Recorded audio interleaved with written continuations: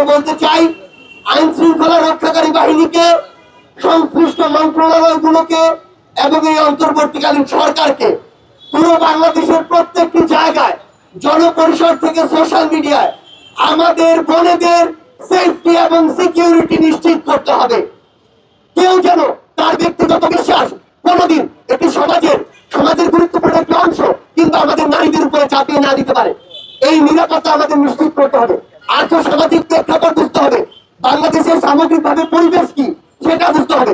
এগুলোর বাইরে গিয়ে কেউ যদি কোনো ধরনের মদ কালচারকে ব্যবহার করে বিন্দুমাত্র আমাদের বোনদের দিকে দৃষ্টি দেওয়ার চেষ্টা করে কিংবা তাদের সিকিউরিটি বিঘ্নিত করার চেষ্টা করে, তাহলে আমাদের এই আইন শৃঙ্খলা রক্ষাকারী বাহিনী এবং সংশ্লিষ্ট মন্ত্রণালয়গুলো ব্যর্থ বলে প্রমাণিত হবে।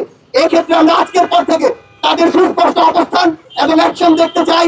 না হলে বাংলাদেশের জনগণ তাদের জায়গা থেকে এই যে সংশ্লিষ্ট মন্ত্রণালয়গুলোকে ব্যর্থ মনে করবে, কিন্তু আমরা এগুলোকে ব্যর্থ হিসেবে দেখতে চাই না।